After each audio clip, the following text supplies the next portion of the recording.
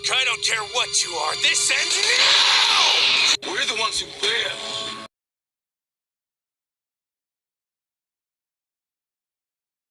Welcome everyone to the Omniverse of Nick, and we're back with Dragon Ball What If here, with What If Vegeta became immortal after a long period of time with no Dragon Ball. But before we get into that, be sure to smash that like button and subscribe to the Omniverse of Nick so that way you can help me make this channel better, bigger, and get more awesome stories pumping out here. So, the story we got here is one among 4 others that I completed over 2 years ago, and The Walking Dead, more or less, and other things took up my time in getting these stories out. But don't worry, the story still has plenty of context, so it's not like it's a completely lack of context story. It's going to be awesome, especially getting near the ending and like the middle and stuff. But the premise is simple. What if Vegeta became immortal on NAMEK? Like he actually got his wish. So let's just say it goes one of 2 ways from here. To set the scene, I forgot to say that. The story can go 2 ways from here to how Vegeta gets his wish. Either number 1, he gets there sooner, and they still get to wish back Piccolo and bring him to Namek and stuff, or Guru's life is extended past the point of Vegeta getting his wish. Either way, it does not really matter. It's just a small turning point for the beginning of the story. Either way, big thing here, Vegeta becomes immortal, and he feels the immortality coursing through his veins. He actually feels it this time. But just then, when the dragon goes away, he doesn't say his usual thing. Instead, he just dies, and the Dragon Balls become inert. And Dende knows what this means. Guru has just passed. And with that, the Dragon Balls turn to stone. But they have little time to be worried about that. Vegeta honestly doesn't care, because he got his wish. But Frieza was there when Vegeta failed in canon. Now he's here to see Vegeta get his way. But Frieza being angry, especially back then, he wouldn't think this through, like, actually, to the implications of Vegeta being immortal. So he's even more furious here, because we're talking about old age Frieza back in the Dragon Ball Z era. So he's not thinking straight. And Vegeta knows this. He knows that Frieza, even though he might have seen him get the wish, he just taunts Frieza and just throws it in his face, even more so than he did since he actually got his way. But what he wasn't expecting was Frieza to not only attack, but deliver a killing blow, Death Beam, to Vegeta's chest, which drops Vegeta to the ground and seemingly kills him. Now Frieza, this actually perks up his spirits. Once again, he's not thinking straight, and he just laughs and throws back what Vegeta just said to him in his face, and says that the dragon must have got something wrong. But before he can finish his swagger and his casual Frieza monologue, he is utterly shocked to see Vegeta rise up, the wound heal itself, and Vegeta scoff and get ready to fight. So clearly, now Frieza knows that Vegeta truly is immortal, but he's still not thinking it through all the way. Now, this is where Vegeta and Frieza actually fight, and it wouldn't just be an armed wrestle like they were doing in canon. No, this is an actual fight. Vegeta was near Frieza's power in his first form, but with almost getting killed, he's leveling, if not upwards, from Frieza's first form. So he's enough to make Frieza get halfway serious and tells him to transform, because again, Vegeta knew about Frieza's transformations. So what can you expect? Which causes Frieza to transform into his second form, and this time go especially more on the offensive. But this only serves, especially since Frieza's immediately going for the kill in all of his attacks, because it's Frieza. He only serves to make Vegeta stronger. With each moment that he is sent to the near death, Vegeta just levels up and grows towards Frieza's 1 million power in his second form. Soon enough, Piccolo fused with Nail arrives on the scene, and Gohan, Krillin, and Dende all inform him that Vegeta has become immortal and is currently giving Frieza a run for his money. Every attack Frieza throws, Vegeta's just getting stronger, but they hate to see what happens if Vegeta wins. Either one of them, honestly. Frieza is beginning to lose, but he's not deterred. He's still able to take some high ground. Vegeta's not on the top yet, but Frieza still is kind of losing ground. But he's not deterred, because he tells Vegeta he still has 2 forms left. Vegeta might have known he could transform, but he didn't know about his 2 other forms, he feels. But Vegeta honestly doesn't care and continues to rush Frieza, which causes Frieza to retaliate, thus making Vegeta stronger with each near-death attack that Frieza would happen to land. Vegeta just lambasts and taunts Frieza, daring him to transform, because honestly, he's making him stronger anyway. So what will his forms do? It's literally nothing. Once Frieza gets to his 3rd form, his speed, like against Piccolo, is tremendously better, and his crazy finger beams and everything, it does serve as an extra boost of a threat for Vegeta for about 2 seconds. Then Vegeta gets stronger again and forces Frieza, in turn, in the midst of battle, to go into his 4th form. And now, Frieza's actually thinking a little bit better. Now I say a little bit, because it's still Dragon Ball Z Frieza, let's be real here. But now, he's actually learning more about the immortality and how to counter it, and is now playing on the defensive, not allowing Vegeta to power up as much as he has. While they're doing this, Goku is finally healed from the rejuvenation chamber at Frieza's ship and arrives on the battlefield. Now Frieza's actually starting to get a little bit worried. For one thing, he's using just a little bit of his power in his 4th form. The NAMEK coming? Oh, he didn't pay much mind to that. So what? But he does notice that the NAMEK's a little bit stronger than average. But now another guy who looks like the guy who fought against him on Planet Vegeta, it's just too much. He knows, especially with Immortal Vegeta, this will get too much for him. So Frieza uses his paralysis to lock in Vegeta, because even if he's immortal, he hasn't got near Frieza's strength since Frieza's played on the defensive. So this paralysis hold will actually hold Vegeta for quite some time until Frieza deems it necessary. And it's not until Frieza and Goku get into their canon fight and Frieza uses the paralysis on Goku that Vegeta is able to break out. So it's some time. But this would either honestly come down to him breaking out at this time, or Frieza paralyzing another person like Goku would just break the hold without Frieza knowing it. Which in turn, either or, causes Vegeta to get broken out, and he blasts Frieza straight in the back. And at this point, Frieza's getting very angry. He was keeping his cool, except in his first form, up until this point, but now that there's a strong Saiyan here, along with an immortal Vegeta back on his tail, you gotta think he's gonna be very angry and starting to slowly but surely run out of options. He thought Vegeta was pretty much taken care of for good. Vegeta just taunts and smugly talks to Frieza more, saying that this fight is with him alone. Kakarot was just the diversion and going on his monologue, but Frieza just interrupts him and continues to attack, not knowing that Vegeta will just either heal or just come back from the dead even stronger than before.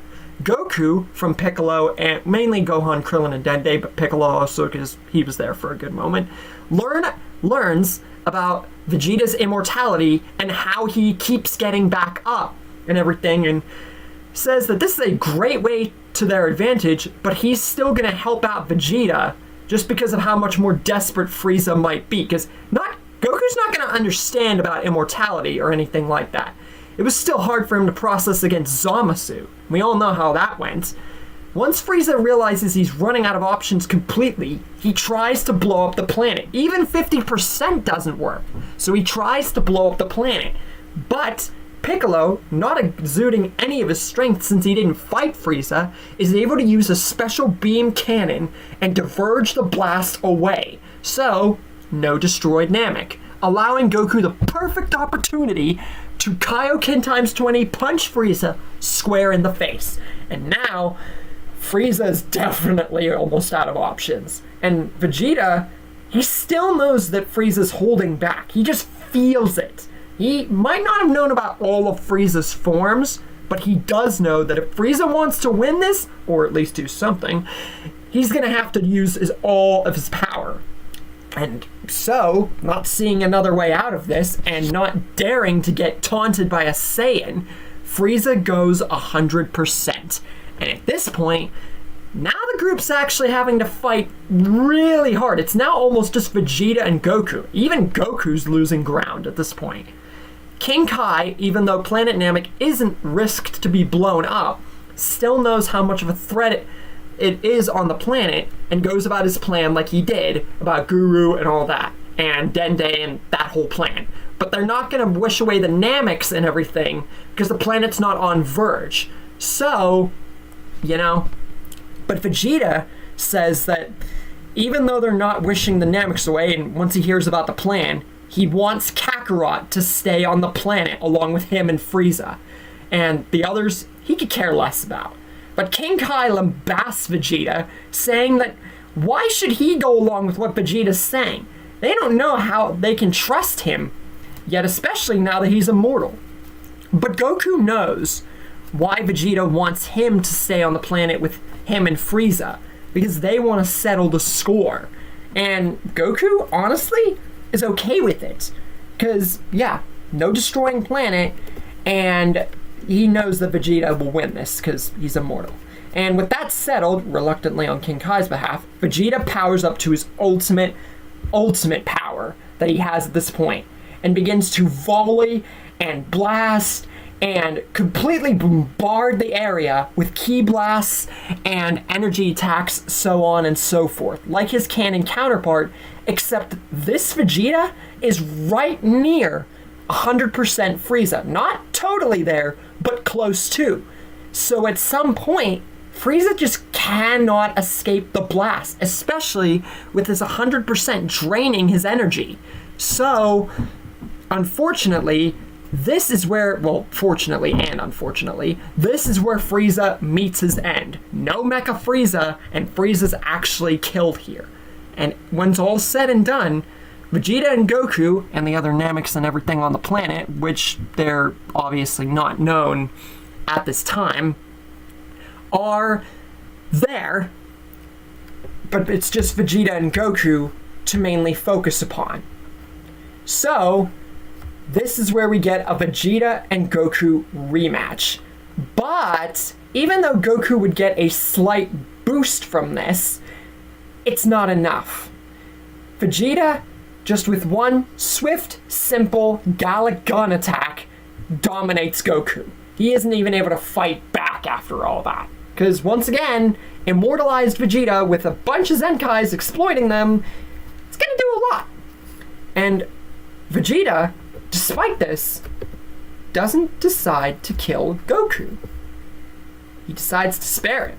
Because now that he's gotten it immortal and killed Frieza, he's in a good mood. So in the end, they find the Ginyu ships to just leave the planet, with Goku making a secret wish and telling it to the Namekians, but I'll leave that near the end here. And Goku goes off to Yardret, and Vegeta, he has an own wish in mind to destroy King Cold's army. Vegeta knows where he's going, to completely dominate the Frieza force and destroy them. Or at least to the best of his knowledge. Now, the wish that Goku made, since the Nameks stayed on planet Namek, was for at least Chaozu to be brought back to life whenever the balls got time to come back again. But that's really it. Goku trains on Yardrat and eventually unlocks Super Saiyan, because he didn't on Namek because there wasn't a need. And with this, Goku has officially learned about Super Saiyan, because Vegeta would monologue about it a lot, and he would then learn about instant transmission. Vegeta, having destroyed Cold, his army, and Frieza, and becoming immortal, he's basically the strongest in the universe. It's pretty much a given at this point. And he knows that Goku will eventually return to Earth, and that's when he'll pay him a visit. Eventually, Goku does. With no Cold or Frieza, he just returns. Piccolo is there to greet him among many others, and says that Chaozu has been brought back among the others, pushing in Goku's wish that he had to tell the Namekians before he left, just because that was the only way that we could bring back Chaozu in this case. I wasn't just gonna disregard that. And Vegeta returns too, once he senses that Goku has returned. But what he wasn't expecting in this rematch, that he was actually gonna kill Goku this time, instead of let him go, he wasn't expecting Goku to have weird clothing from the planet Yardrat and be able to become the legendary Super Saiyan? Okay, Vegeta was not expecting this. He was expecting Goku to either go to Earth or find a planet to train on and then go back to Earth. But the Super Saiyan? But these thoughts of scaredness and everything the Vegeta would be thinking about when Goku did become the Super Saiyan are pushed aside in this story because Vegeta laughs afterwards. Because he knows that even with the Super Saiyan, Vegeta's still immortal. Frieza tried 4 forms and they weren't a match for him. But Goku says it's different, because even Vegeta should know that Frieza played defensively, and not every fight's gonna result in Vegeta becoming stronger. People can use his immortality to their advantage, and says that Goku plans on doing the same if Vegeta doesn't play by the right side. Because he knows Vegeta. Because Vegeta didn't make that crying state, so they technically still think Vegeta's kind of evil, in a way. So he hasn't had that redemption factor. But Vegeta understands this reluctantly and agrees to play by some rules to a regard. But we all know Vegeta. But what will happen later down the line? How long does Vegeta plan to listen to everybody on Earth and be with them? And since he's come to Earth later, will him and Bulma still get together? Will the future timeline even exist? And what will happen with future threats like the androids and going down the line? Find out next time. You guys didn't think this was the end of the video, did you? Well, the Omniverse of Nick has a new feature. A sneak peek at what's next to arrive.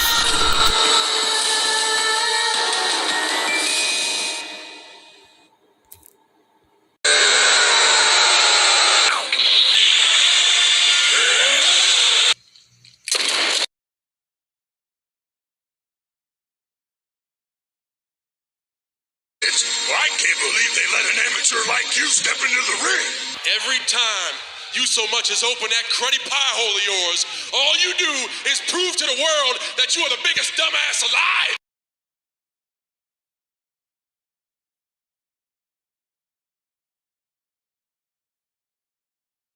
Welcome everyone to the Omniverse of Nick and part 2 to What If Vegeta Became Immortal. Now, before we get into today's part, just want to remind everybody to smash that like button and subscribe to the Omniverse of Nick so you can help me make this channel bigger, better, and get more awesome stories pumping out for you guys and all that good stuff. With all that out of the way, let's get into today's episode. So Vegeta has reluctantly turned quote-unquote good just because he agreed with the fact that Goku said that even immortality can't always mean him getting stronger than everyone else. People could still be stronger than him and he'll have that used against him. So reluctantly, he's on Earth now, later than when he was. And now, we're getting into the android arc. Now, spoiler alert, there's not a future timeline, which I've done in at least one other scenario. Because of Vegeta's later appearance and his immortality and a few little things like that, this means that even if Trunks is born, the future timeline's timing and everything is just thrown off to the point that there's no point in even bringing it in. And honestly, this could just be a small misconception that I could do for a remake of it, but with how I made this story and how it's gone so far, there's really no point, and I feel there's just no point in putting in the future timeline. Anyways, nobody's really going to train specifically for a threat because no one knows about a threat. There's no one to warn them about the androids, so they're just ultimately living and training on occasion. Vegeta, on the other hand, is training every single day. With his new immortality, he doesn't have to worry about getting injured. That means he can push himself even to Super Saiyan and a little bit above. But 3 years later, Goku unfortunately meets his end with the heart virus because he still went to Yardrat, which has always been my reason for him getting the heart virus. Many people argue. But that's just my conception of it. Anyways, they try to wish him back with the Dragon Balls, but find out that they can't do it because it was, it had to do with his heart, his life, and we all know that you can't bring someone back from natural causes. And Vegeta, with all his training, finally getting Super Saiyan and immortality and letting Goku live, this is the ultimate shade of betrayal and hate in his eyes. Now, because of the future timeline not happening, and this being technically a different era still, people say that without the future timeline, it would have just been 17 and 18. Which, hey, I get it. But that would just throw to the edge an entire curveball that would ultimately make the story too much like Trunks' timeline, and would ultimately be a carbon copy, which it is. But I feel it better to put 19 and Gero for variety, and just because I feel that it would have been them regardless. So, eventually, they show up 9 miles off of South City with Vegeta, Krillin, Piccolo, Yamcha, Tien, and Gohan, who Vegeta would have trained to be a Super Saiyan by this point, either him or Piccolo or someone. Number 1, because Goku is dead. Number 2, because Vegeta has immortality, which would put on Gohan and everybody else to train even harder. And number 3, because these androids were once after Goku and everything, they figured that out. And it's just right that for this time and for this story, Gohan has Super Saiyan earlier, just because of everything that's happened. So everyone but Vegeta challenges 19. They're still in the city, mind you. And they all challenge number 19, while Vegeta, in his Super Saiyan form, which he shows, fights Dr. Gero / Android 20.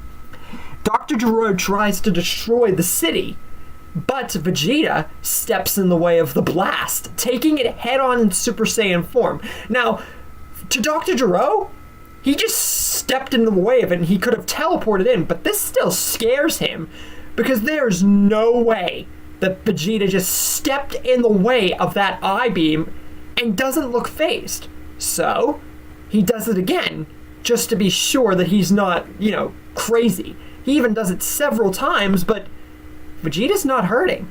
There's no holes, and whatever injury does appear on his chest just regenerates. Vegeta smirks at this, saying, "This is the threat we have to deal with without Kakarot," and punches a hole square into Dr. Gero's chest. But we know that since Dr. Gero made himself an android, or 19 was made so he could become an android, he's immortal and doesn't feel this because 17 did the exact same thing. So if anything, this just allows Gero to get a closer hit and uses this opportunity to blind Vegeta square in the eye. So even if he can regenerate, it's a way to get away, because he knows that if Vegeta can give him this much trouble, the others, especially Goku's son, they're gonna kill 19. So he just books it. And right he is, because 19 is utterly, completely trounced. And they do find out about the absorption, but through Yamcha, Piccolo, Tien, and Gohan, it's ultimately enough to kill Android 19 without it stealing anyone's energy. Even if it was Yamcha or something, it wouldn't matter, because we all know how that went. Vegeta is quite impressed at this, and even if they did need help, Vegeta would instantly trounce 19, or he would just blow up the head for frickin' giggles. After that, Bulma is told or tells everybody about Dr. Gero's lab, figuring out about who he is and everything, and he is at the lab right now to awaken 17 and 18, which results in him getting killed and awakening number 16. But this time, without a Trunks, Vegeta and everyone else just go straight at the end of the lab. Like, since they were at the city this time, it takes them longer to get to the lab.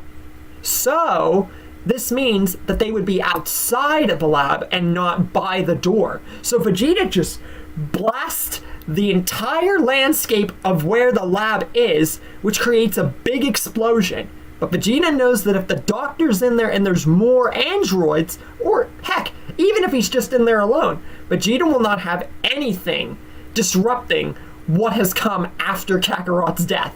So he angrily shouts to everyone with him, reluctantly even wanting to team up with him in the first place, to bombard the entire landscape. So Piccolo, Gohan, Krillin, Tien, and Vegeta himself, along with Yamcha's Spirit Ball, bombard the lab's landscape and every mountain around it, which destroys the underground bunker where Present Cell was, and the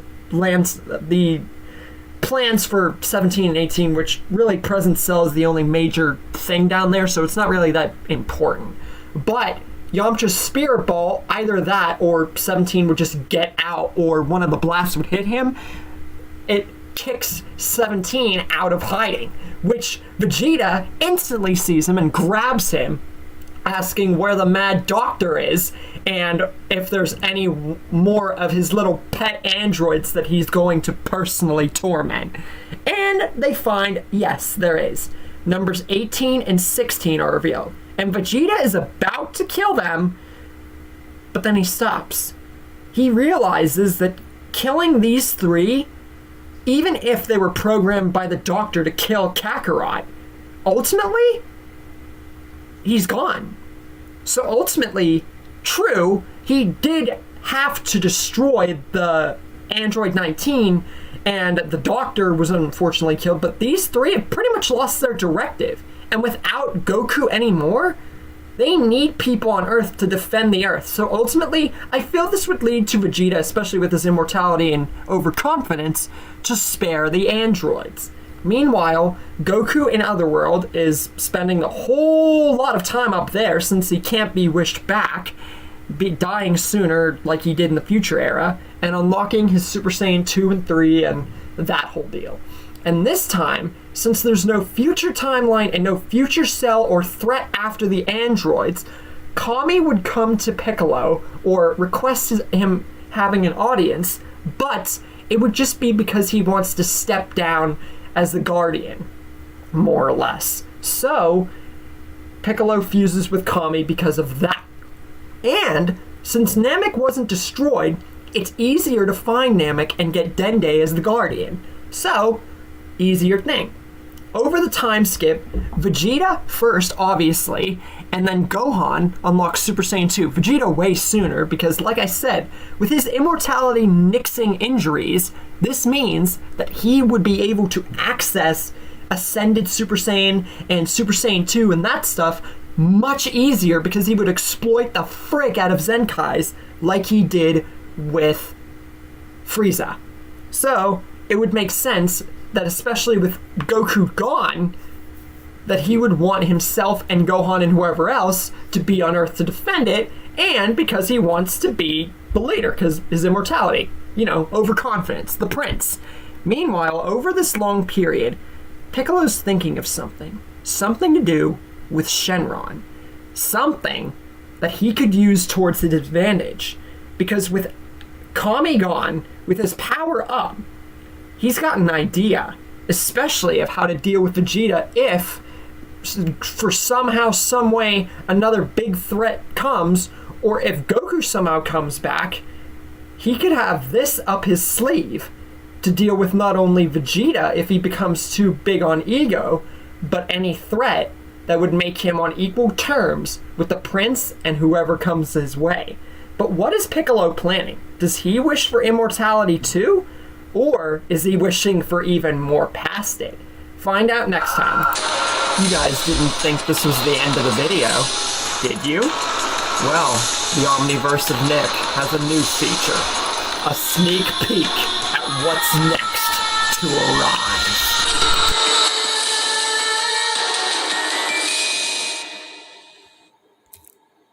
Look on the bright side. At least you're gonna get beat by a real team.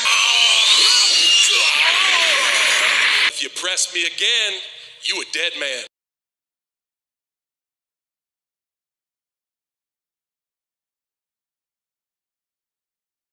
Hello, everybody!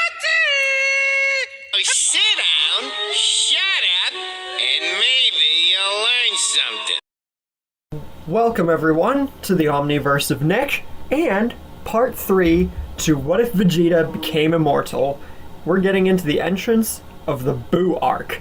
Before we get into that though, be sure to smash that like button and subscribe to the Omniverse of Nick so you don't miss a single video or update, and you can help me make this channel bigger, better, and get more awesome stories out and pumping out for you guys. Anyway, we are getting into today's episode and the official introduction to the Boo arc, with Piccolo's plan being the starting point. Last time, we ended off talking about Piccolo and Shenron, and talking about what he would do with this to not only keep Vegeta in check, but watch out for future threats. Now, he wishes, if you guessed it correctly, for immortality to match Vegeta. But he does wish for more with Dende's upgrades. So we'll get more on that in a minute. But like I said, this is to not only make sure, like Goku, to make sure Vegeta stays from not attacking them, since that's what literally started all this, but to make sure that future threats don't become a problem. Also, with Dende now being the Guardian, of course, this means that the Hyperbolic Time Chamber is found out about and becomes just, something paltry. Now, something I want to touch upon real quick for those of you who have had questions or want more of an explanation. The future timeline would be pointless to even bring into the story because Vegeta's immortality just destroyed the androids. There'd be no point in a future timeline. But Kid Trunks in this time is still born, but he's not immortal. Or at least, not entirely. You see, the only thing that stops Trunks from really being immortal is the fact that Bulma is his mom. So the immortality genes would be kind of weird. You know what I'm saying? But I'm going to at least say that Trunks is half immortal. So it's more or less a half baggage sort of deal. But it does wonders for his and Vegeta's training, especially Vegeta's, because Trunks is even stronger. So this means, especially with the immortality and how hard Vegeta trained even before the 7-year time skip, this means that Vegeta wouldn't have a strain on having Super Saiyan 3, because that's the only reason he never achieved it, was because of Goku's strain. And Kid Trunks would get Super Saiyan 2, along with Gohan eventually meeting Videl and teaching her ki control, and Goten still being born, and all that. And that's another thing. Along with Vegeta and his immortality and getting Super Saiyan 3 and training everybody up to, not only have people around to see his immortality, that's what he's pretty much summing it up for, and the fact that Goku's dead, this means that Gohan is the second strongest aside from Vegeta, until I mention Piccolo here in a minute. And this means that Gohan would also have Super Saiyan 3. I've already touched upon he would get 2 right along with Vegeta. he would get 3 also, but it would be more strenuous because Gohan is not immortal, but he does have enough strength within him to use the form, but it's not mastered like Vegeta. And Piccolo is what we're going to be touching upon next. Piccolo is immortal, along with Vegeta, and this is to keep him in check the most, because Gohan and everybody else in the androids living, that's not enough in Piccolo's eyes. There needs to be someone who is truly on his level. And he didn't just wish for immortality. He wished to have his potential unlocked, which means potential unleashed Piccolo and Orange Piccolo coming in the fold way sooner. I'm talking way sooner than DBS Superhero. Because Piccolo, unlike Vegeta, doesn't get Zenkais if he were to get near death with the immortality and all that. He wouldn't get a power boost from it. So the potential unleashed thing is to just increase his power beyond Vegeta's and with Vegeta, if that makes sense. Videl also becomes an apprentice to Piccolo, since Piccolo would be around with Gohan, Vegeta, and all that stuff, so she would be a heck of a ton stronger. We then get to the tournament day where Goku comes back with fortune teller Baba.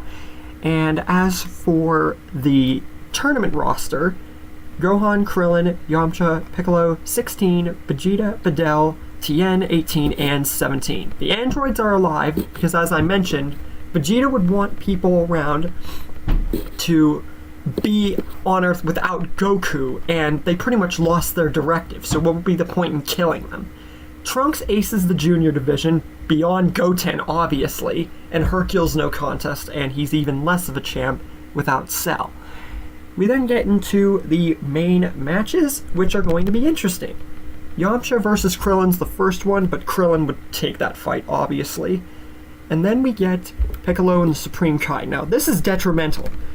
In the original, Piccolo was against fighting the Supreme Kai, and the same would be here, even if he's leagues stronger than his canon counterpart at this time. Buu Saga Piccolo was a joke, by the way. He would be even more scared to fight because he knows that he could possibly overtake Supreme Kai, or Shin, or whatever you want to call that. So anyway, he forfeits like the original. Then we get to Videl and Spopovich, which Videl trounces Spopovich. It's not even a contest. We get to Gohan and Kibito next, but Gohan doesn't just show Super Saiyan 2. He goes to 3. And Goku is the only one besides the Kais who are surprised by this because, yeah, Goku, in his eyes, was the only one who accessed this form in Otherworld. But to see Gohan wield it, he doesn't know Vegeta has it. It's a lot to take in. Yamu and Spopovich then try to attack Gohan, which Supreme Kai freezes him and they steal his energy. Now, I know it's probably debatable that Gohan would even be able to be paralyzed like he was, since he would be at least a good bit stronger than his canon counterpart with Super Saiyan 3 and much more experienced training with Vegeta and Piccolo, but I'm going to say it's just barely enough to at least keep him contained. Because before he barely struggled, but with this power-up, I'm going to say he at least has... He has to literally expend all of his energy just to keep Gohan in paralyzation. And if it barely worked, then Gohan would put a tiny bit of a fight up, but still would get his energy taken. And it's a lot more. And Babidi is still blissfully unaware, especially in this timeline, of the energy, and stupidly kills Yamu and Spopovich. And we get to the group going behind the mountains, Deborah being the only one out there, and him killing Kibito, and then spitting on Krillin and turning him into stone. Next would be Yamcha taking the place of Krillin, and him getting turned to stone next. Tien, unfortunately, doesn't put up a great fight against Deborah, but he does manage to get himself not turned into stone and tries a tri-beam. But Deborah instantly uses a blade and slices the tri-beam in half. And that'd actually be very cool to see. Piccolo then tries his hand, very suppressed, and tries to extend his arm to help out Tien and the others. Deborah spits on it, and this would be confusing, because we all know that Piccolo could regenerate as long as his head's intact. So with immortality, it would honestly not matter, or it would be very weird to see how Piccolo, as an immortal being, would regenerate, because it would just grow back. You wouldn't even have to exude stamina or anything like that, like he does, how NAMEKs do. So it's confusing, but it would honestly be very cool, because we really never saw an immortal NAMEK. And then Piccolo would exude more of his power, and this at this point even gets Goku's attention and everybody else. They didn't know Piccolo was this far above and immortal at that. Dabura has to get away with paralyzation of his own, and he just flees the scene, like he did. We then get to the group going into Babidi's ship, and the little effort that Vegeta had to exude to kill Pui Pui, that is like leveled 1,000-fold, because the Vegeta in this timeline, obviously, which literally frightens Babidi out of his nightmares. And then, with what Dabura's telling him about the Namekian Piccolo, and what they've seen and heard about Vegeta and everybody else, and Gohan's massive energy, which they've seen, over half full with Boo, this definitely catches Babidi's attention. Because if what they're thinking and seeing is true, they could use what Piccolo and Vegeta possess to their advantage. Goku and Yakon's fight would literally go the exact same way, because Goku's power is at his canon counterpart. Because even if he is gotten a little bit better with maybe even Yardrat training, which I'll mention more in the next episode, it's not, those are just upgrades and not his true canon power level, which would be the same because of what's happened. Then Babidi at this point has decided all cards on the table, and he uses his magic to turn Dabura immortal. Because let's be honest, even though we didn't see truly big moments of magic in Dragon Ball, we can assume that Babidi would at least be able to make Dabura immortal. That can definitely be said for Babidi, and that's not made up because we never knew. How will the group deal with an immortal Dabura and whatever might come next? Especially with a Super Saiyan 3 Gohan, Super Saiyan 3 Vegeta, an immortal Piccolo with his potential unlocked, pretty much the third strongest of the group, if not second, and the fact that Boo might be less or even more of a threat, depending on how the immortal Dabura and everything else plans out. With all of these questions to be answered, and all of these power-ups and abilities, this is where we leave off for now. You guys didn't think this was the end of the video, did you? Well, the Omniverse of Nick has a new feature.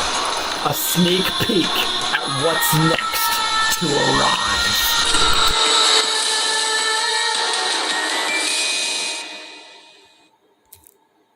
Get the frick out! Let's try that again!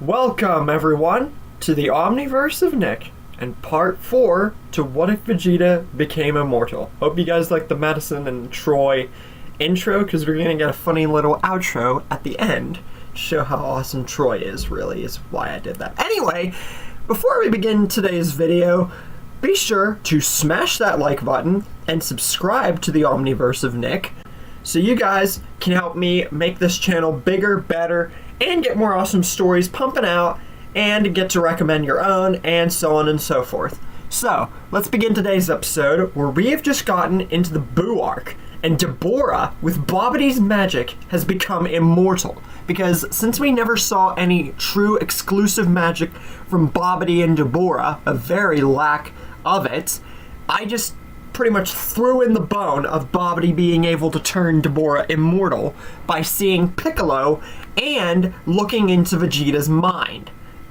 Then, we get into the Gohan and Dabura fight, which Gohan, I feel, would still want to fight Dabura. And it pretty much goes the same, except for the fact that his Gohan is much stronger here with Vegeta actually training him, even if Chi-Chi is being a freaking, her about it, But Gohan's base form's actually able to hold his own much more better. But Gohan notices something. Even though he seems to be at a good advantage, not really getting true hits in, but they're kind of even, he's not hurting Dabura. He keeps coming back up. Then he tries Super Saiyan, and then Super Saiyan 2. And he's getting stronger, but it's still not doing anything. And then he turns up the heat. Super Saiyan 3. And at this point, Dabura is actually scared. Because even though he's immortal, he's half faking it, really, because he knows he can just heal from it. But this does actually surprise him, as would anybody. Who wouldn't be scared of seeing a Super Saiyan 3 Gohan or Vegeta or something? But even after that, being leagues above Dabura at this point, it's still not anything. He's still not hurting Dabura. He just keeps getting back up. And it's at this point, Gohan's starting to realize what has happened to Dabura. And now, with Gohan's stamina draining, even if because Super Saiyan 3 is more strenuous on Gohan than Vegeta, because Vegeta is immortal. So Dabura begins to turn the tide with his stamina at least, and starts to spit and use other tactics. And Piccolo at this point is like, nah, I gotta help Gohan. And transforms into his potential unleashed form and goes to rush in to save him. Now it's at this point that Gohan still has plenty of strength and Piccolo is leagues above him as well, but Dabura begins to power up and turn the tide, because even if Piccolo's immortal, Gohan, this is just a chance to get extra energy, because if there's another immortal being and Gohan's beginning to lose stride, this is Dabura's chance to get their energy complete, even if Piccolo's would be hard to get because he's immortal. And Vegeta is beginning to get angry at this because Gohan's losing his stride. Babidi must have cheated to get immortality, either from him or Piccolo. And the fact that this fight is just a standstill now, pretty much between Dabura and Piccolo, and neither one's making any leeway except for Piccolo maybe being a lot stronger. And it's at this point that Babidi's looking into Vegeta's mind more with his immortality and anger, and teleports them back and begins to put Vegeta under his control. Dabura smirks at this and knew that the plan was a success. You see, Dabura this time didn't have to look into Vegeta's thoughts after Gohan and him fought like in canon. Since him and Babidi were touching upon Piccolo and Vegeta's immortality, they also looked into Vegeta's thoughts, and Vegeta's not a full-fledged good guy here. He only became a good guy much more reluctantly because Goku forced his hand with strength. But here, Vegeta's heart would be speaking out a lot more, and not even just about Goku, but just who he was. So, he's easier to control, and thus we get Majin Immortal Vegeta. Babidi then uses his magic and teleports them all to the World Martial Arts Arena. Dabura hardly being a need now, considering the strongest guy on their team, who is immortal, is now Babidi's pet. Then Vegeta begins to attack the stands, the people, and pretty much that whole thing goes on, except we have a bigger group here, so we get more of reaction. Goku is then forced to provoke the Supreme Kai out of stopping him from fighting Vegeta, and then we get the Goku versus Majin Vegeta fight, except I'll get more on it in a minute. Then Androids 17 and 18, along with 16, Piccolo, and Gohan, all lead the charge against Babidi and Dabura, and stopping Buu from being awoken. Now, this is much easier with more people, but they still have to go through some floors. And while everyone else takes on the immortal Dabura, Supreme Kai offers to fight Babidi on his own and stop him. Meanwhile, we get the Goku versus Majin Vegeta fight. And Majin Vegeta's immortal here, and he's had way more training than he did in the Buu arc. Not by true much, but he is still a good deal stronger than Goku, and he is immortal, so that definitely hinders Goku winning this fight. But Goku told him once, and he'll tell him again. Immortality only means something if you have the strength and tactics to put behind it. And Goku turns Super Saiyan 2 and ups the game. And when that doesn't begin to work, he then splits himself into 4 different copies along his own. This is a Yardrat technique, because Goku actually did much more Yardrat training than instant transmission because of Vegeta's immortality. He was willing to stick around this time. And Vegeta, even with this, is still not deterred. Oh, true, it catches him a bit off game, but it's not enough. Then Goku transforms into a giant version of himself. And no, this is not that Mastered Ultra Instinct copy, even though the picture is. This is gigantification from Yardrat, which is another technique. And this actually surprises Vegeta, because even if it's not causing lasting damage, Goku definitely has the skills and strength and tactics to put him off of his game. And Vegeta knows that Goku's not going to go all for killing attacks, so he's not going to get the Zenkais that he wants to exploit with immortality. This is exactly what Goku was talking about. So Vegeta decides to up his game and end this now, and transforms into Majin Super Saiyan 3 Vegeta. And it's at this point that the tides start to turn real fast. Goku knows. He was very surprised, let alone to see Gohan become a Super Saiyan 3. But he should have known that with Vegeta around, he was the one who probably taught him, because he became it first. After Goku died, Vegeta was pretty much the strongest left. It was necessary. And everything. So he sees that there's absolutely no choice, even if he's got less than a day on Earth. He turns into Super Saiyan 3 himself, which surprises Vegeta but doesn't throw him off, because he became it pretty much first, to his knowledge. And then we get Super Saiyan 3 Goku versus Super Saiyan 3 Majin Immortal Vegeta, which would be an epic clash, to say the least. 17 and 18, with their infinite energy and everyone else, managed to throw off Deborah, and they managed to hold their own.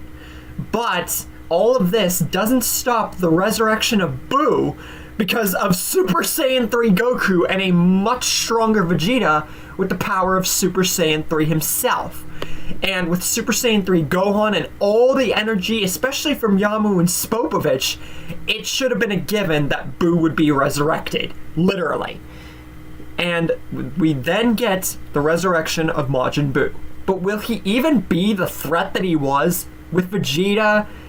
Even if Goku returns to Otherworld with a Super Saiyan 3 Vegeta, an Immortal Piccolo, a Super Saiyan 3 Gohan, and the androids, will Buu even be a threat? And if he is, what happens if he manages to absorb one of these strong fighters? Find out in the next episode. You guys didn't think this was the end of the video, did you? Well, the Omniverse of Nick has a new feature. A sneak peek at what's next to arrive.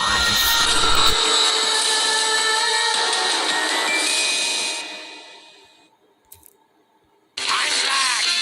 I don't want to scare you!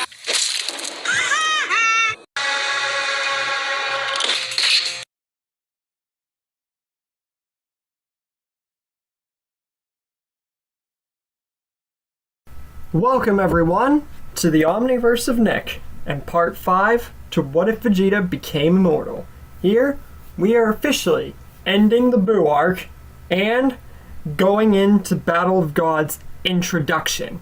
Before we begin though, just want to say, be sure to smash that like button and subscribe to the Omniverse of Nick so you can help me make this channel bigger, better, get awesome stories pumping out, and you don't miss any of the content that is here. Now, when we ended off last time, Buu was resurrected because, I mean, obviously, have you seen the fights and power-ups? Yeah, Buu is resurrected because of all this, because there is no way that he wouldn't be. And because of Goku going Super Saiyan 3 and literally fighting on par with Super Saiyan 3 Majin Vegeta, he's unfortunately just pushed back into the other world. So, you know, that's sort of anticlimactic for Goku. Kind of what would have happened if he went Super Saiyan 3 in canon, so yeah, it's just how it is. And Vegeta, he feels really bad about this forcing Goku back like this, but Vegeta's mind is much more corrupted by Babidi in this story, so not all of him is there. He didn't literally get controlled on purpose this time. He was controlled, so it's much different. So he reconvenes on the scene with everybody when Boo is resurrected and goes and fights Gohan after Gohan and everyone figure out that Goku's gone. So him and Vegeta are locked in combat, while Boo and Babidi, them getting acquainted, because, yeah, they are going to be dealt with by the likes of Videl, Trunks, Deborah, who's reluctantly helping them, who's still immortal, by the way, Piccolo, and Tien. Because remember, Krillin and Yamcha are turned to stone, and yeah, pretty much who's on the scene. Supreme Kai tries the opening attack against Boo because it was his adversary, but it goes about as well as you'd think, with him getting slapped in both cheeks and slammed into the ground. Smooth move, peanut butter brain. And Gohan and Vegeta, still locked in combat, both go to Super Saiyan 3. Now, Gohan's Super Saiyan 3 is stronger than Goku's, or at least on par with him at some degree. But we all know that Vegeta was able to fight on par, and he is actually immortal, which Gohan, he paid attention to, but Vegeta at this point is just too strong on his own. He is pretty much the strongest in the group, especially with Babidi's influence. So he uses all his power, pushes Gohan away with a final flash, but Supreme Kai saves him before he can die, just like he did with Boo, except Vegeta's attack was way stronger than Boo's. Piccolo takes the initiative, seeing how much of a threat Vegeta is, and not wanting to trust Deborah for too long, and worrying about Boo.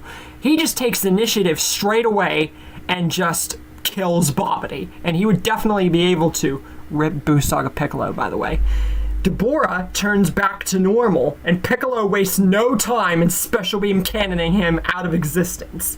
Because he was immortal, now without Babidi's magic, might as well get rid of a possible new threat.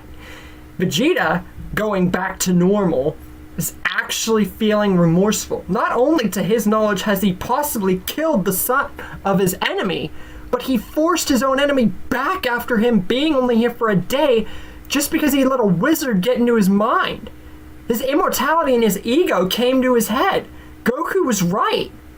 And now, this is Vegeta's true redemption factor. This is the point where he finally redeems himself, whereas he kind of did with his crying in the Frieza arc, sort of. But here, it's finally coming full circle. And Vegeta and Piccolo offer to take out Boo themselves because they're immortal and Boo won't be paying attention to that. And with no master to order him around, they got this pretty much in the bag. Boo can't hurt them. And they look at Supreme Kai like, get everyone out of here now. Especially since Krillin and Yamcha will be back to normal. Supreme Kai says, no problem with me. I know just the thing in case Gohan is alive to help him out if you guys can't finish Boo. And we all know what he's talking about. The training with the Elder Kai, which the Z-Sword and the whole Ultimate Gohan thing, we all know what happens. Meanwhile, Bulma and all the other guys, except Yamcha won't be there and Videl won't be there since they're around here, resurrect everyone who was killed at the tournament grounds.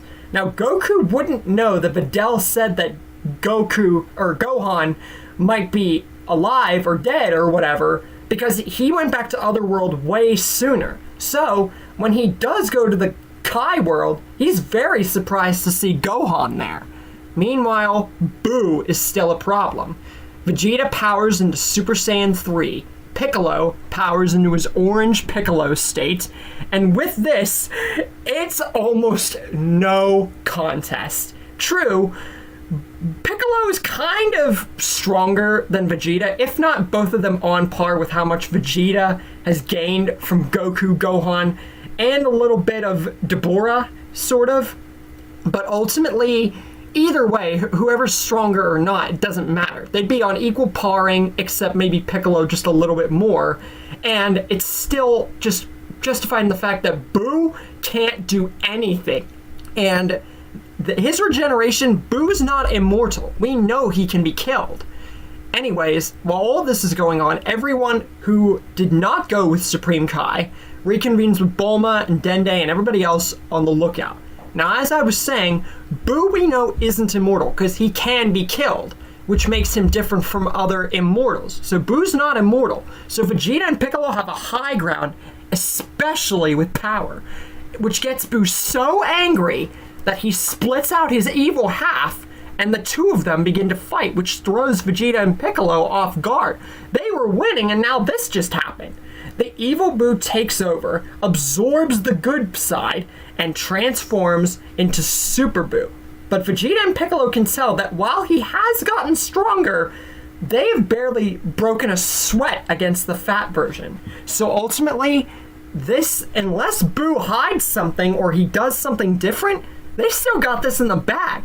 And they are completely and utterly right. They are forced to use more power, but it's just too much for Boo to handle, which gets Super Boo even angrier. And his Candy Beam, his Mystic Ball attack, everything he throws is almost completely and utterly trash. Then he tries a last-ditch effort, absorption. He tries to absorb Vegeta or Piccolo or both. But Piccolo just powers with his orange Piccolo aura and just swats the piece of Boo aside, which literally disintegrates it. And Super Saiyan 3 Vegeta does something similar, but not as cool as fashion with Piccolo and his aura, because come on, it's orange freaking Piccolo. But Vegeta would disintegrate the part of Boo nonetheless, or at least be able to blast it to smithereens. Suffice it to say, Boo is now utterly furious and tries a last-ditch effort, and he gets so angry that he begins to yell so loud that dimensional holes pour out from the sky. And yeah, this is bad. Vegeta and Piccolo now know that this is Boo's final trump card, and this is actually something they need to pay attention to. Vegeta powers everything he has into a Super Saiyan 3 Big Bang attack and powers it with all of his might to combat Boo's screaming. Piccolo charges a full power orange Piccolo special beam cannon, however you want to call it. And if this didn't kill Boo and smithereen him to nothingness, Ultimate Gohan appearing on the scene and helping would. Yeah, Boo is utterly toast, if that wasn't all clear. If Vegeta and Piccolo couldn't deal with him, but let's be honest, they kinda would be able to. Gohan would literally be there as a backup insurance, and Boo would be absolutely nothing. We know that Super Boo couldn't even absorb him on his own. He resorted to Goten, Trunks, and Piccolo. So this is just overboard when it comes to killing Boo, and the Boo saga is effectively over. Goku is back in the other world. He doesn't get brought back, and the only notable change outside of everyone training and their immortality and all that is that Kid Trunks achieves Super Saiyan 3. Once again, half immortal, as we've previously discussed. Which brings us to the introduction of the Battle of Gods arc. What will happen when Beerus and Whis make their eventual appearance? Will Beerus get so mad that Vegeta's immortal when he goes to find the Super Saiyan God that he destroys everything? Will this make him take Vegeta on as a student? Will Goku maybe come back to life with the Super Saiyan God prophecy? Will Vegeta actually get way more with the training since he's immortal? Find out next time. You guys didn't think this was the end of the video, did you? Well, the Omniverse of Nick has a new feature.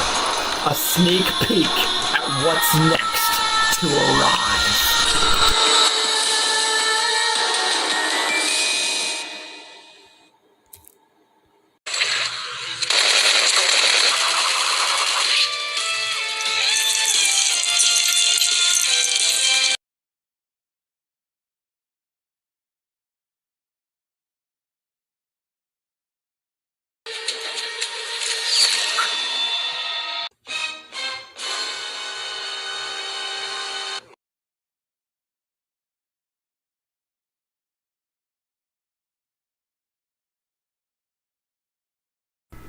Welcome everyone to the Omniverse of Nick and the semi-final part, hashtag part 6, to What If Vegeta Became Immortal, getting into Battle of Gods, past and kind of into the Resurrection F arc, and into the Tournament of Power. Yeah, we're covering a decent bit in 15 minutes, so that should let you know what's gonna come. For that, smash that like button and subscribe to the Omniverse of Nick so you can help me make this channel bigger, better, get more awesome stories out, and so you do not miss any of the stuff that I bring out to you guys. Anyway, let's get into today's episode. So, last time we ended the Buu arc with Piccolo, Vegeta, and Gohan pretty much demolishing Buu, and Beerus and Whis' entrance. Now, that would pretty much play out the beginning as you would expect, except when Beerus meets Goku, which would still happen, Whis would inform him of such. He wouldn't say that Goku was the one who defeated Frieza, but he would notice that Goku's on the North Kai's world training. But Goku's dead.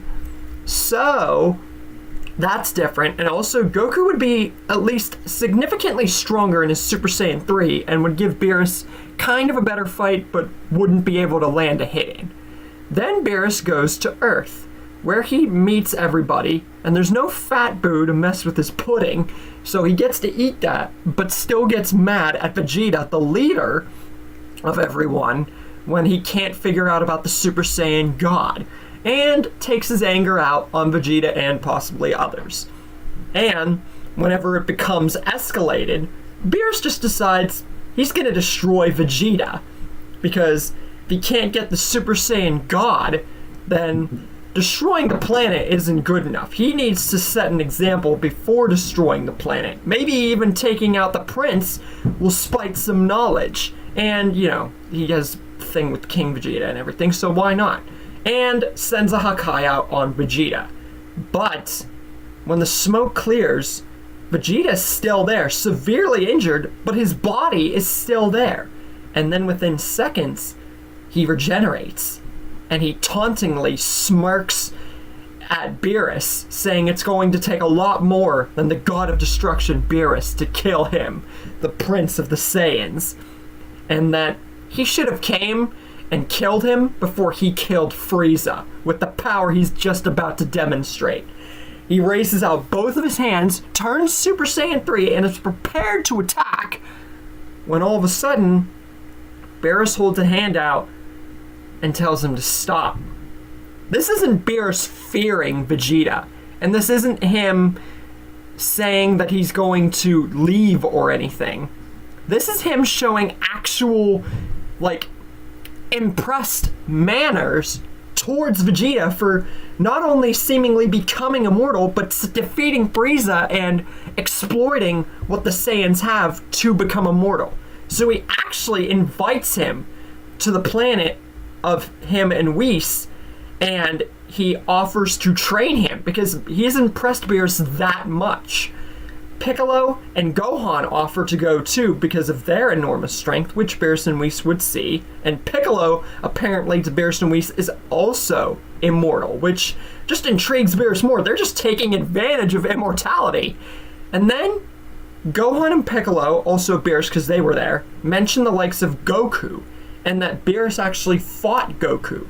And this gives Beerus an interesting idea towards the Super Saiyan God and all that.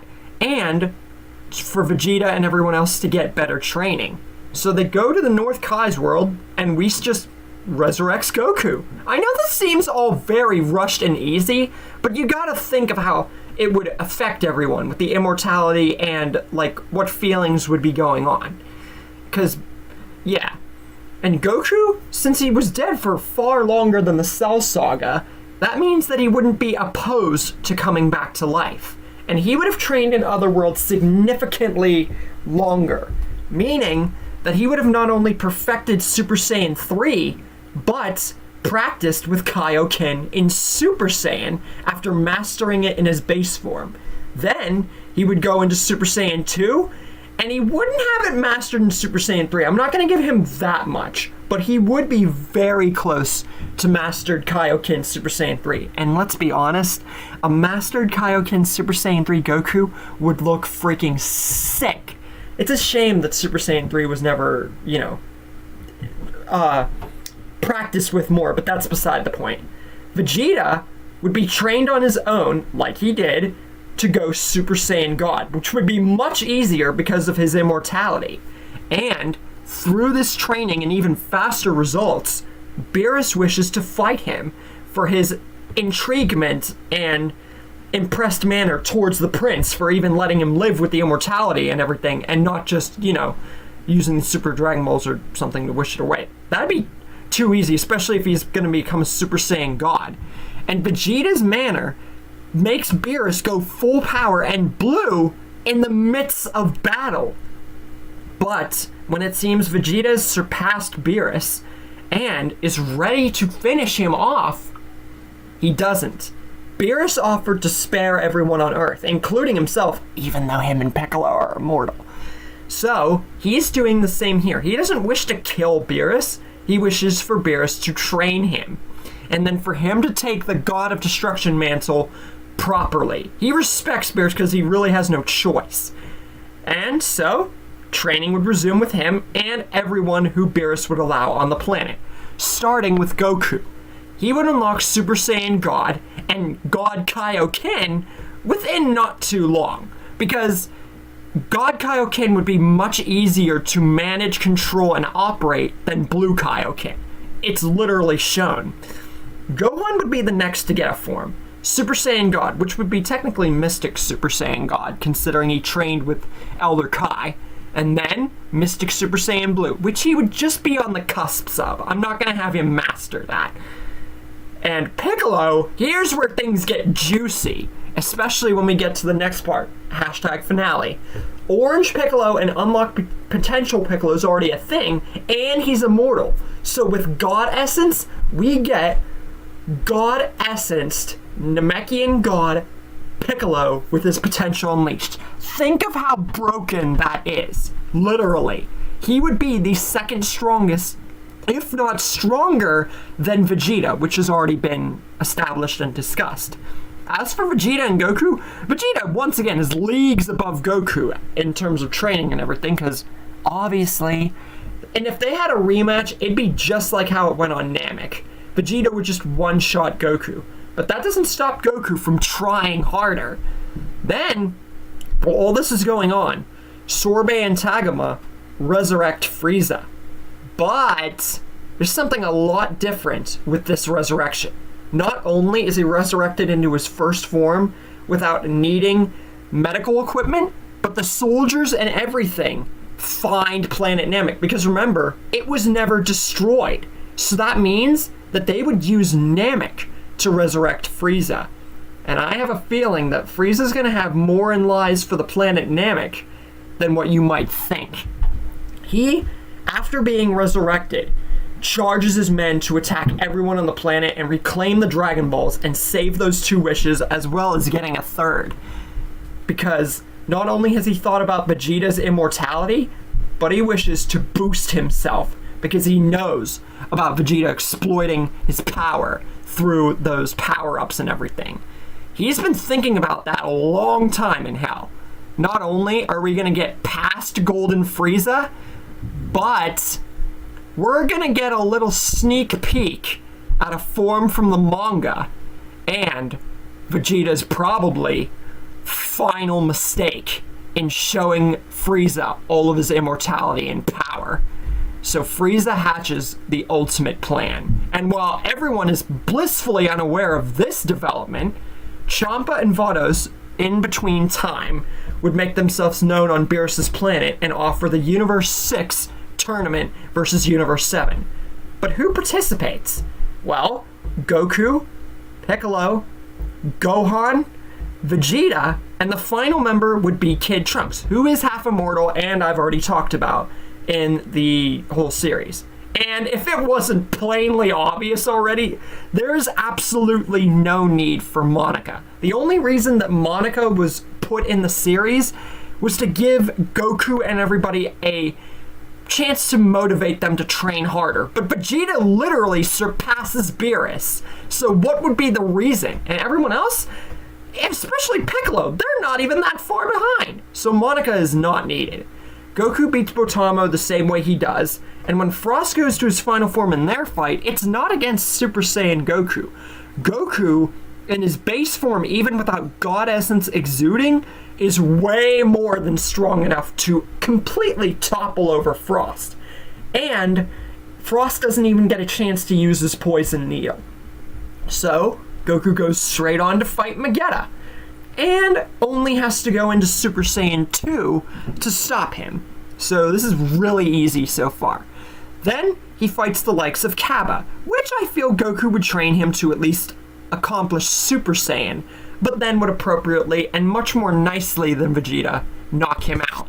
Then we get a nod from the manga where Goku becomes God against Hit, but that's literally all he would need, mainly because that's all he's unlocked. But God Kaioken, especially God, would be far more on par than Blue Kaioken. And once he gets to God Kaioken, it's a stomp for Goku to win the fight. Even if he knows that Hit's holding back, it's just too much overall. It's not even his fault. It's the power he's exuding. He doesn't grasp it fully. I mean, he has been dead for a very, very, very long time, so it's that big. Then Goku meets Zeno, because even if Vegeta's the leader, we can't really expect Goku not to have met Zeno in the casual manner. And also, I've done this before, but considering that the future timeline basically doesn't exist, Zamasu wouldn't be a problem, because there's no time travel, and yes, the immortality is something, and the mortals and everything is something that Zamasu would cling to about mortals, but that's it. That's all that would strive him to hate mortals, and it's not built up. So, no bad Zamasu. And Zeno would be even more bored without a future counterpart. So, the Tournament of Power would be set in stone, not super early, but earlier than it was. Pretty much in the midst of when the Goku Black arc would happen, I would have to say. If not a tiny bit during the arc. But before that, Vegeta, through his training, has unlocked Super Saiyan Blue Evolved, or, Limit Breaker Super Saiyan Blue, whatever the frick you want to call it, and pretty much masters it. Goku unlocks the likes of Super Saiyan Blue and grasps on to Kaioken. It is much easier for Kaioken since he's trained with it and Super Saiyan 3 for over 7 to 8 years. So, yeah. Pretty freaking long to train, especially with him being dead. He could exploit it like Vegeta does with the Zenkais. Meanwhile, Frieza is hatching a plan on Namek with Porunga. He has the first wish was to bring him back, and then he wishes for immortality himself. But the third wish is something else. But that's to be disclosed in the finale, as he blows up Namek after he makes the third wish. But he knows it's not enough. He knows that even with his wish, and his immortality wish, Vegeta could still best him, as well as anyone else who might be there, especially that other Saiyan. So, he decides to get stronger, and finds a planet with a time chamber. And yeah, I think manga fans will know where I'm going with this, but I won't say any more about Frieza till the finale. Then we get to Goku's assassination with Hit and everything like that, and the Tournament of Powers entrance.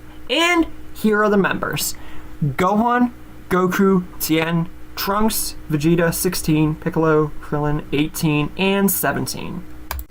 With that, the Tournament of Power roster is set. But with the Tournament of Power happening a little early, and Frieza out waiting for Vegeta, wherever he is, because he doesn't know, and anyone else, will Earth be totally unprotected? What else did Frieza wish for, and how will it root in to this series finale? Find out all these answers in the next episode, or final episode. You guys didn't think this was the end of the video, did you? Well, the Omniverse of Nick has a new feature. A sneak peek at what's next to arrive.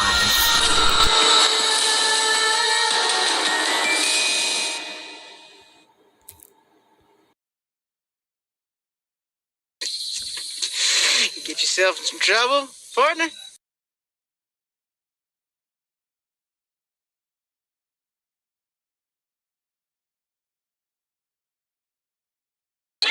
Who's ready for some excitement? We are! Who's ready for some fun? We are! Who's ready to shut up and watch the episode? No, thank you. No one asked you. It doesn't matter what you think. Roll film. Welcome everyone to the Omniverse of Nick and the finale to What If Vegeta Became Immortal, where we're going to get into the Tournament of Power and a very interesting, very pushed back Resurrection F. With that, before we get into the video itself, please be sure to smash that like button and subscribe to the Omniverse of Nick so you can help me make this channel bigger, better, get more awesome stories pumping out, and so you don't miss any of the quality, awesome content here on the channel. With that, let's get into this finale. So, we are into the Tournament of Power, and we have our roster, which I touched upon in the last episode's ending. And we're getting into the tournament itself. First fight, or first, changed fight, would be Goku and Hit. Because Goku would have his eyes squarely on Hit, because of differences in the time and how there wasn't the Zeno exhibition and everything. So, I've also touched upon that before. And Goku would beat Hit rather easily after some time. It would be a very good fight, but Goku would beat Hit.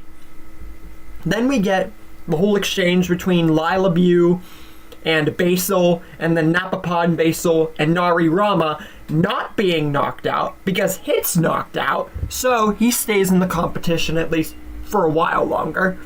Goku's then stopped by Ganos going to another opponent, and Nink catches him from behind while he's fighting Ganos. So Goku's fighting both the Universe 4 people, unlike fighting both of them separately. But it only takes Super Saiyan to knock Nink aside, not out of the ring, and makes Ganos transform. Through both of them fighting Goku together, with Kaioken and Super Saiyan 2, Goku is able to beat both of them rather easily. Because, honestly, going blue was sort of much for him to knock out Nink, but hey, that's beside the point. It's Goku we're talking about.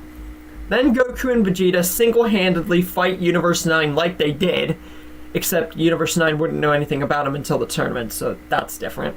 But they beat them way easier than they did. Then Vegeta fights the likes of Bota Magetta, and even though their combination was impressive and everything, with Vegeta's immortality and his strength, it's almost the same. And Vegeta's pure strength and malice is able to knock Botama off and just beat the two of them. 18 and Krillin fight Shosa and Majora like they did, which leads into Krillin getting stupidly knocked out by Frost. That was the first major loss of the tournament, and even here that would have to apply, which is still stupid for Krillin's case. Vegeta then actually fights Cabba and meets him for the first time, and it's an actual fight, not a reunion like it was with him and Cabba and Canon. Forces Cabba to Super Saiyan, and Vegeta literally forces Super Saiyan 2 out of Cabba. Goku fights the likes of Caulifla and Kale, which results in Jiren blasting Kale away.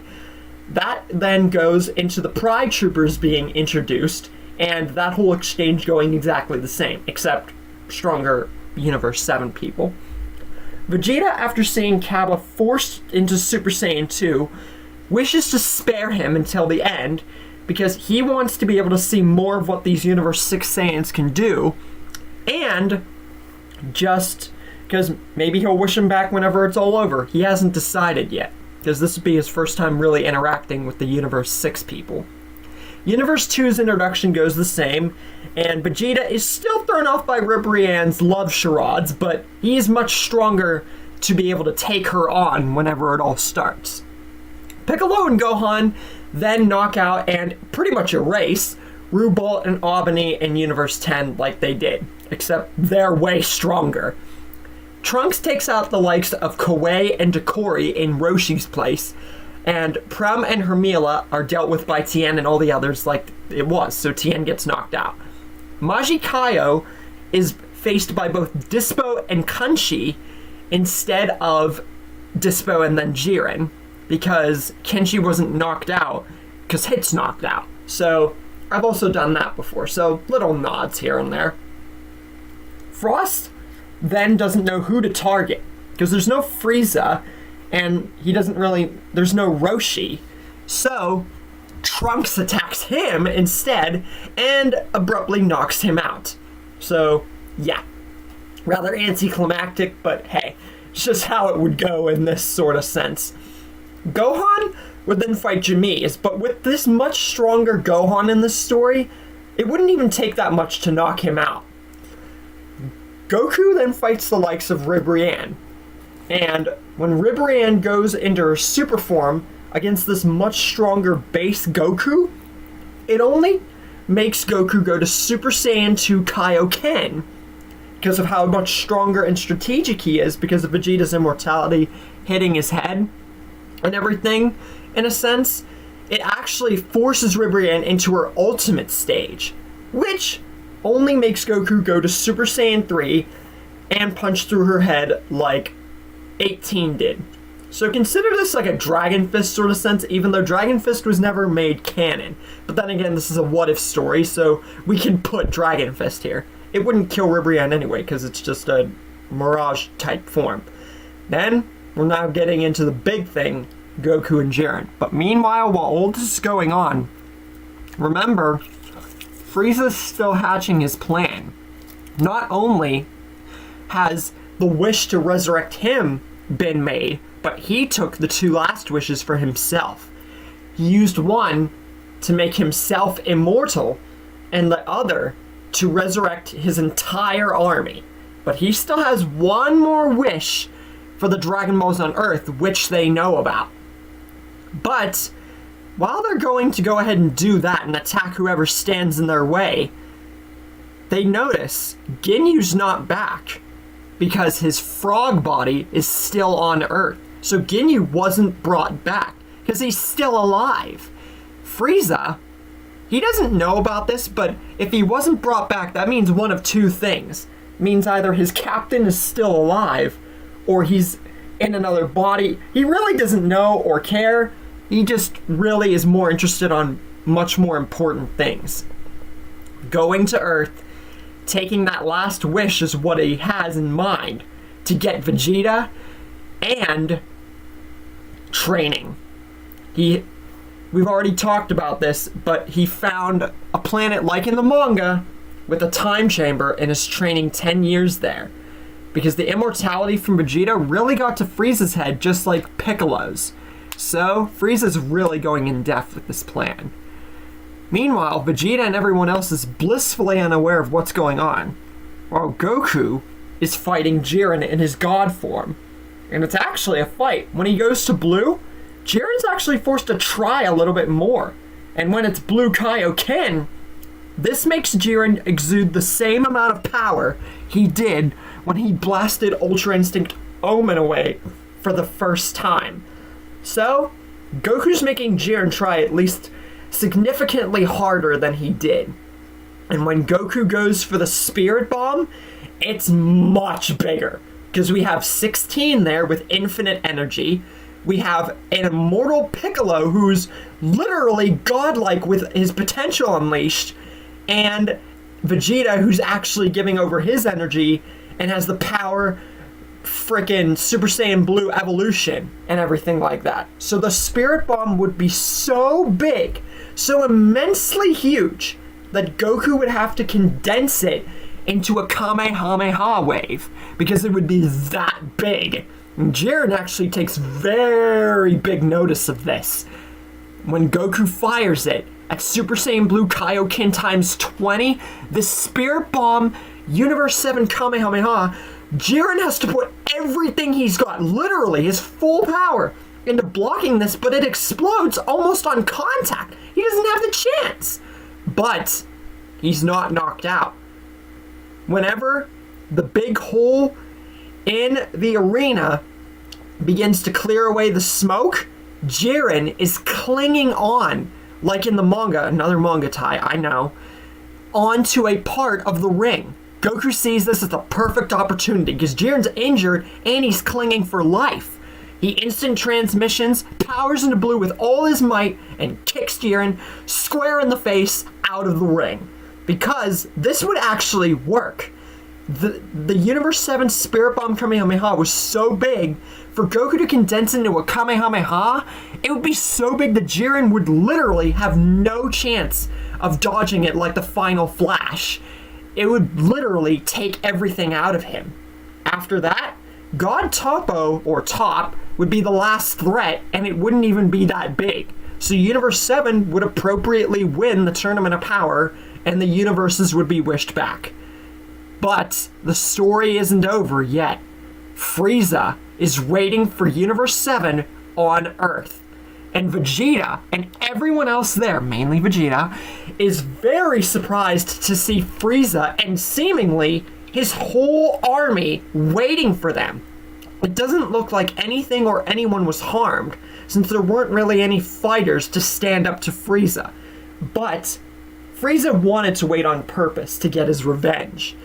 But Beerus, he sees this as the perfect opportunity to destroy Frieza, and holds out his hand and prepares the Hakai, but when it fires, Frieza's still there, tauntingly smirking at Beerus. And Vegeta, now it's his time to smirk. He should have known that if Frieza came back with whatever remnants of his army that he hadn't destroyed, he would have wished for immortality too. It wasn't enough that Vegeta's immortality bested him in combat. He had to go ahead and copy him. And Vegeta finds this really poetic.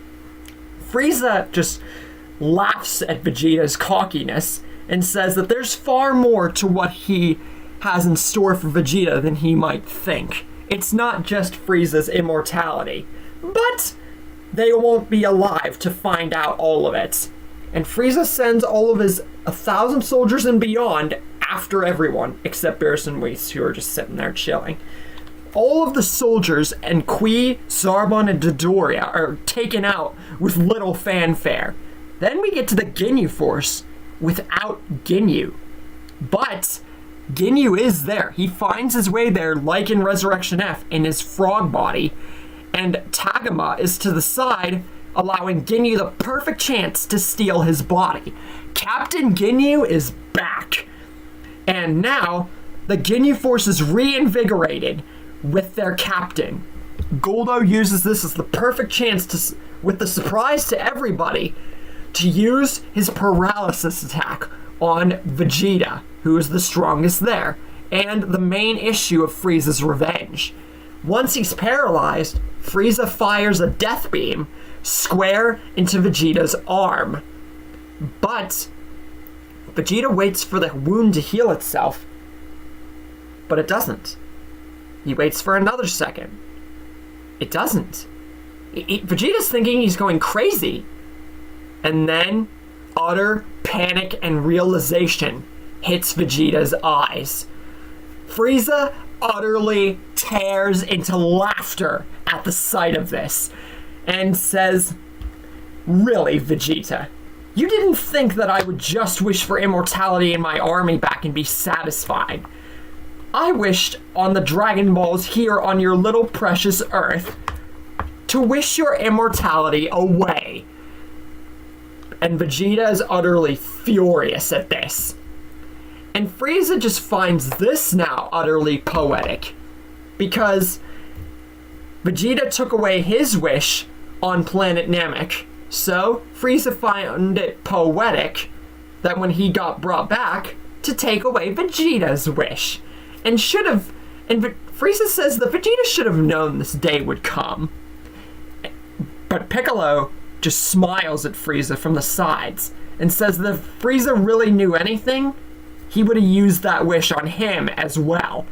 Frieza pays no mind to this, thinking that Namek is just getting ideas above his station, and tells the Ginyu Force to attack and finish Vegeta.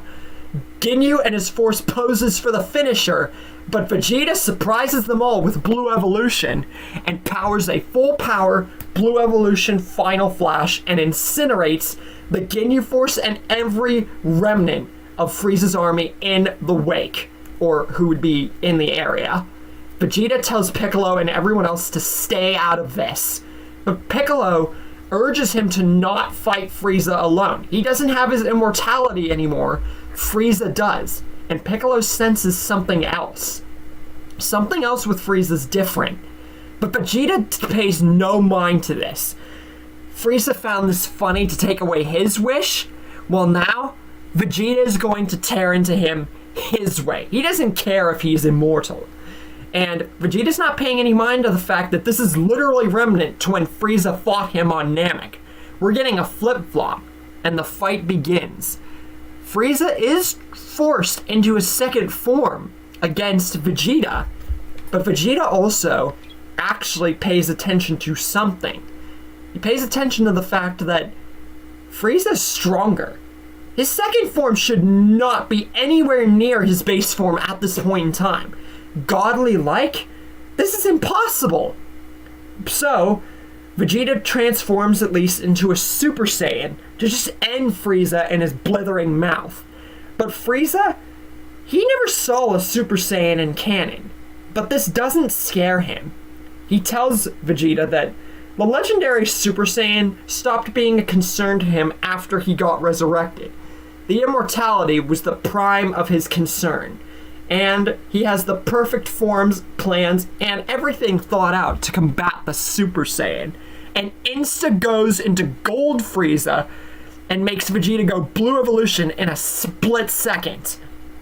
But little did Vegeta and everyone else know that Frieza didn't just resurrect his army, take away Vegeta's immortality, wish for his own, and get stronger. He also found Paragus and Broly during the time that they were away at the Tournament of Power. Paragus's impatience about Vegeta being there and wanting revenge, he sends out Broly right in the midst of Vegeta and Frieza's battle, but Frieza is strung up on revenge and finally getting this moment with his immortality and power and everything planned out. And he will not have anyone taking it away from him, especially two Saiyans who he barely trusted to be on his side. He just kills the both of them, which allows Vegeta the perfect opportunity to punch him in the stomach. But Frieza, being immortal, barely flinches and blasts Vegeta square contact in the face, which does injure Vegeta, but he still has plenty of power in Blue Evolution to combat Golden Frieza. I say combat, but I say, like, fight. Because once again, Frieza's immortal, and it's a much stronger Golden Frieza than canon. Piccolo says, Vegeta, stop. You can't beat him. But Vegeta says he can, and he will. And he doesn't need an immortal Namek on his side. He's willing to admit that Piccolo is literally on his strength and was right to choose immortality along with him to have something to strive for. But Vegeta with Beerus has a new form now that he's ready to test out on Frieza and show to everyone. The pinnacle of his power, and a form that's just as good and just as deadly as immortality. The might of a destroyer Saiyan, and powers up into Ultra Ego, a form that he had just now perfected earlier than whenever it was in the manga. Frieza, not knowing what this is, goes in for the attack, but Vegeta absorbs the damage and powers up. Vegeta just laughs at Frieza, saying he shouldn't have taken away his immortality, and it doesn't matter, because with this power, through the god of destruction Beerus, Frieza now faces the might of Vegeta the Destroyer. And Vegeta tears into Frieza something awful with his new power and his absorbing of the damage, even if it is minorly uncontrollable, as we know of with Vegeta's Ultra Ego. But Frieza still regenerates. He's not deterred, even if he's getting damaged. He should have known that Vegeta would gain immensely and utterly stronger through his methods of powering up like he did on Namek. This new form was something he definitely wasn't expecting, almost like a way to cheat his immortality, which he notices that the damage boost isn't as great as his immortality boost, which makes his next form and plan all the more great, and powers into his newest form, Black Frieza, and one-shots Vegeta to the ground. Piccolo at this point is like, no, we've got to help Vegeta, and powers into his Namekian God Potential Unleashed form, that's a mouthful, and goes to fight Frieza. Now, Frieza definitely is very on top of everything right now, and is very, very glad that he had wished away Vegeta's immortality, because Vegeta's immortality plus that Ultra Ego form would have been a handful. But this Namek is quite a decent story. He wasn't bluffing. He's immortal too, but he's still able to hold back Piccolo. But Beerus is getting mad. Whis tells him that they can't do anything. Piccolo might be able to hold his own, but Vegeta's down on the ground, and Piccolo and Frieza are pretty much fighting to a standstill. Goku tries to think of a plan with everybody, because Frieza's immortality will still deter Piccolo's immortality because of his strength. Frieza could just kill them all if he felt inclined to. But Tien, he has a plan. If Piccolo is an Namekian god now, the power of Kami and other Nameks and everything should be inside him. So with this new Namekian god power, since they can't gather the Dragon Balls, maybe Piccolo could make his own eternal dragon in a sense, God Dragon, and then Gohan goes along with the plan. He could wish away Vegeta's or Frieza's immortality, wish back Vegeta's, Tien and Gohan and Goku could all distract Frieza, Vegeta could charge his energy, Beerus help out, and they could actually defeat Frieza. And even though this sounds like a very convoluted method and crazy plan, Piccolo and everyone else is down for it. Tien takes the first stages and solar flares Frieza, while Vegeta charges up his strength, waiting for the plan to begin after getting brought back to his feet. Piccolo, while fighting Frieza, somewhat, goes away from the battle scene while everyone goes in to distract him, and uses his Namekian god powers to make his own godly eternal dragon. Black Frieza, he's not deterred by any of this and sees this just as everyone's little desperation tactic to defeat him. Seeing as he's beaten Vegeta, the strongest in the group, the Namekian gave him little trouble even if he's immortal, but it's just a distraction at best. But then Goku and Gohan God bind Frieza, and this actually makes Frieza stunned for the moment. But he's still not deterred. Even if it's a little hard for him to break free, he's only having to try a little bit to break out. But Goku and Gohan, they're exerting everything just to keep Frieza still.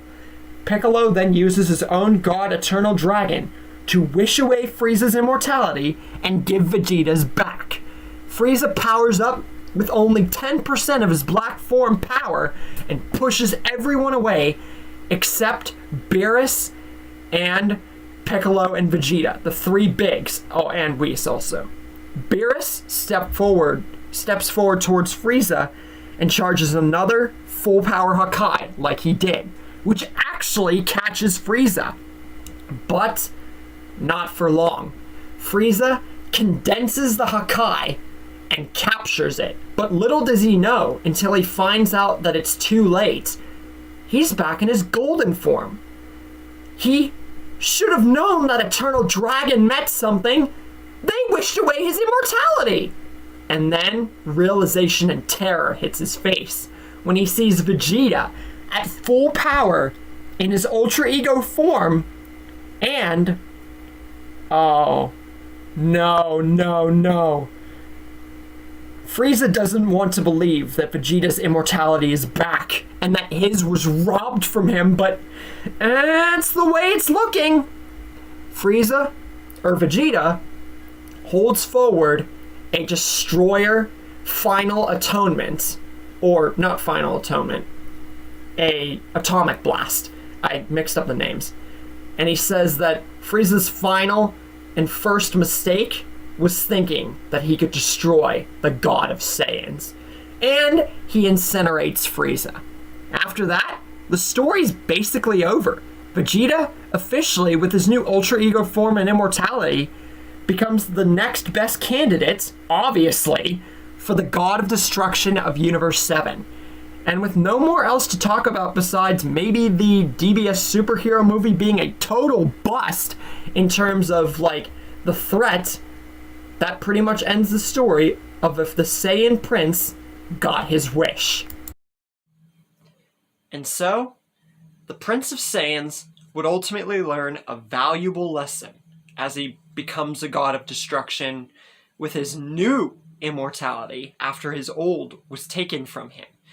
Frieza would ultimately, against Vegeta's better judgment in thinking so, teach Vegeta a valuable lesson.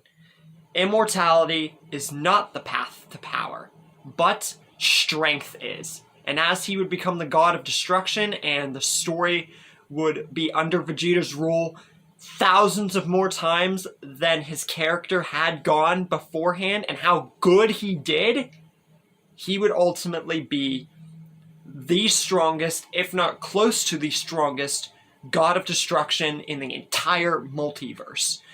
And that's pretty much where we wrap things up. This story was ultimately made 2 years ago, along with several other Dragon Ball projects, but I put them off not because I didn't want to do them, but because I was so focused on doing one genre at a time after people constantly wanted The Walking Dead, and that was before I did the whole multiple genres at a time. It's ultimately easier, all things considered, and I think you guys can agree. So that way I don't lose fans, I can get fans, and we all have a good time. But I hope you guys enjoyed this return to the Dragon Ball franchise on the channel, because no other genre is going away at this point. Now, does that mean the genres will stay on the channel forever? Oh, no. Some shorter ones, like Cars, Harry Potter, can only do so much. But Dragon Ball and Marvel and Walking Dead, oh, those are staying for a long time. And I think this was a nice way to bring it back. And with that, I hope you guys enjoyed the story of what it would have been like if Vegeta became immortal. I'll see you guys for the next What If, which will be Scream featured, revolving Casey Becker. It might even be a one-off, depending. I don't yet know. And the next story of Dragon Ball, which will be quite a bit from now, will feature Vegeta again. But this time, it's going to feature him getting a certain power-up before our main protagonist, Goku. And with that, see you guys later. You guys didn't think this was the end of the video, did you? Well, the Omniverse of Nick has a new feature. A sneak peek at what's next to arrive.